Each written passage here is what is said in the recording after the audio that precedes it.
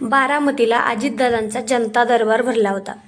सकाळपासून लोकांची रांग, कुणी कर्ज घेऊन, कोणी दुःख घेऊन दादासमोर बसले होते.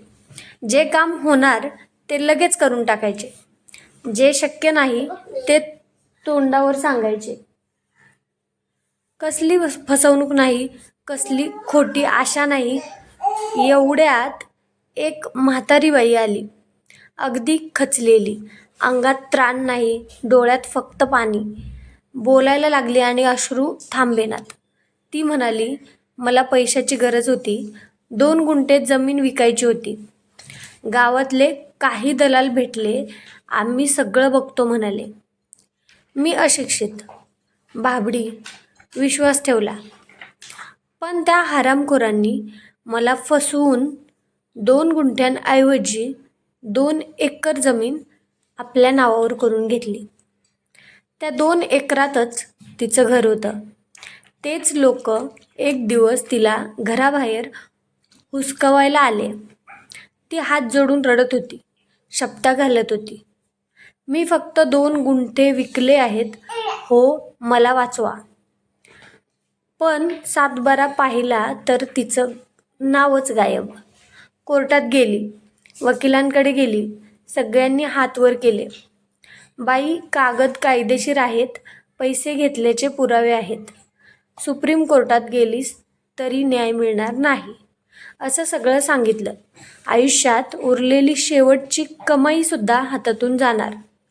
ती बिचारी तिथेच मटकन खाली बसली, डोक्याला हात लावून फक्त रडत राहिली. तेवढ्यात एक वकील म्हणाला, कोर्टात नाही, पण अजितदादांच्या जनता दरबारात जा. मला वाटतं तिथं तुला न्याय मिळेल. ती शेवटची आशा घेऊन दादांकडे आली. सहयोग सोसायटीत जनता दरबार उभी राहिली. आपली हकीकत सांगितली. दादांनी लगेच पोलिसांना सांगितलं, त्या दलालांना बोलवा.